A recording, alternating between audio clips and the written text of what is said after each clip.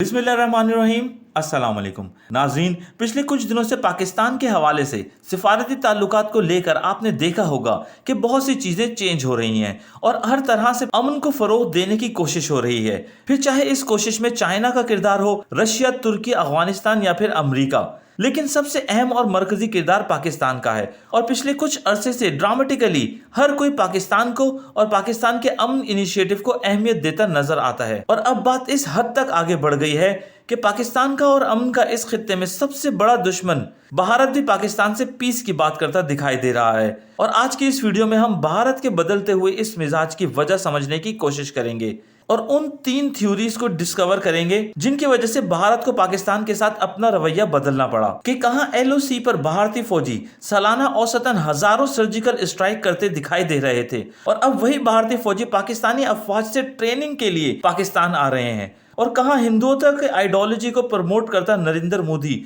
जो पाकिस्तान की एग्जिस्टेंस को बर्दाश्त तक नहीं करता, वही नरेंद्र मोदी 23 मार्च को अपने हम मनसब को पाकिस्तान की करारदाद की मुबारकबाद पेश करता दिखाई दे रहा है। और ऐसा क्यों हो रहा है, यही हम समझने की कोशिश करेंगे, क्योंकि ये पॉजिटिव डेवलपमेंट अब कश्मीर के मसले के हल की तरफ भी जाती दिखाई देंगी, जिसके लिए ऑलरेडी पाकिस्तान और हिंदुस्तान के दरमियान बैकडोर सफारती ताल्लुकात अपने उरूज पर हैं। मजीद वीडियो को देखने से पहले इस वीडियो को लाइक करें, रियासत PK को सब्सक्राइब करें और बेल आइकन पर जरूर क्लिक करें। नाजरीन, इन 3 थ्योरीज में सबसे पहली थ्योरी, वो भी अकॉर्डिंग टू ब्लूमबर्ग, कि UAE ने और सऊदी अरब ने एक बहुत इंपॉर्टेंट रोल प्ले किया है पाकिस्तान और भारत के दरमियान मज़ाकरात करवाने में, ताकि इन दोनों ममालिक के दरमियान जो तनाज़ा है वो ख़त्म किया जा सके और ये दोनों ममालिक नॉर्मलाइजेशन की तरफ जाएं। और इसके लिए पहले भारतीय वफ्द और फिर पाकिस्तानी वफ्द UAE गया और UAE इन दोनों ममालिक के दरमियान एक थर्ड पार्टी के तौर पर मौजूद रहा। वो पाकिस्तान और भारत दोनों से बात करता रहा। नाज़रीन, ये बात समझना बहुत आसान है कि वो सऊदी अरब और UAE जो कुछ माह पहले अमेरिका, भारत और इसराइल के इन्फ्लुएंस में आकर पाकिस्तान से अपने अपने दिए हुए $3 अरब तक वापस मांगने पर उतर आए थे, जिनका ज्योग्राफिकली कोई लिंक नहीं पाकिस्तान और इंडिया को लेकर।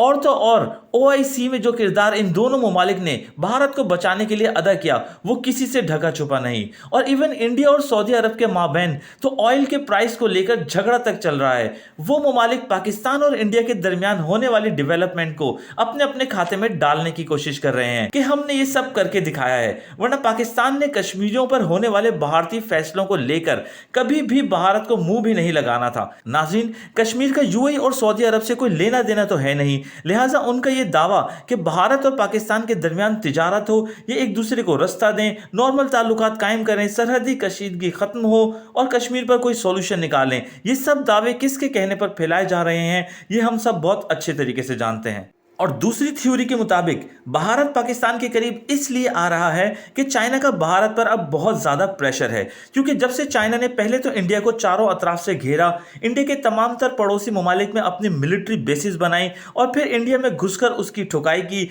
EMP टेक्नोलॉजी इस्तेमाल करके मुंबई में ब्लैकआउट किया और इंडिया के सबसे बड़े दुश्मन पाकिस्तान को खतरनाक तरीन 5th जनरेशन जंगी साजो सामान से खुद कफील किया और फिर इंडिया को गर्दन से पकड़कर LOC पर सीज फायर करवाया, भारत को अफगानिस्तान की गेम से आउट किया और फिर पाकिस्तान के साथ मुज़ाकरात करने पर भी जबरदस्ती राजी किया। और सबसे बढ़कर आने वाले वक्त में कश्मीर के मसले को भी पूरी तरह हल करने में चाइना एक अहम किरदार अदा करने जा रहा है। और अनकरीब नरेंद्र मोदी का पाकिस्तान का दौरा भी आप सबको देखने को मिलेगा।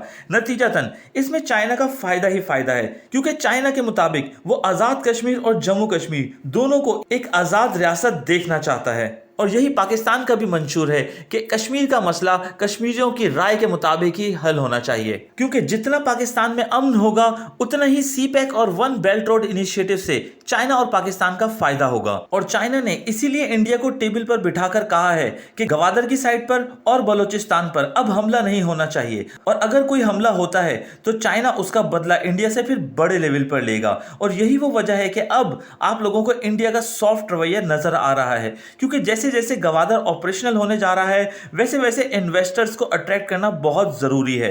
और इसीलिए चाइना अपने मुफाद को मद्देनजर रखते हुए पाकिस्तान को हर तरह से और हर तरफ से प्रोटेक्ट करने की कोशिश कर रहा है। और फिर जो तीसरी थ्योरी है उसके मुताबिक हो सकता है कि ये भारत की कोई साजिश हो, जिसमें वो अमेरिका को ये पैगाम देना चाहता हो कि अगर आपने इंडिया को वो टेक्नोलॉजीज ना दी जो हम चाइना और पाकिस्तान के खिलाफ इस्तेमाल करना चाहते हैं, जिसमें हाई एनर्जी ईएमपी टेक्नोलॉजी सबसे अहम है, तो फिर हम अपनी फॉरेन पॉलिसीज इंडिया के मुफाद को मद्देनजर रख के बनाएंगे। और इसके लिए बाकी तमाम ममालिक की तरह इंडिया की भी सबसे बड़ी ख्वाहिश है कि वो किसी ना किसी तरह शॉर्टेस्ट पाथ के जरिए सेंट्रल एशिया तक रसाई हासिल कर सके, जिसमें काजाकिस्तान, उज्बेकिस्तान, तुर्कमानिस्तान, ताजिकिस्तान वगैरह जैसी अनएक्सप्लोर्ड नेशंस शामिल हैं, जो कि मिनरल्स का खजाना है और गैस, पेट्रोलियम वगैरह इतनी ज्यादा मिकदार में है कि इंडिया के लिए उन तक पहुंचने का रास्ता सिर्फ पाकिस्तान से अमन ताल्लुकात के बाद ही हो सकता है।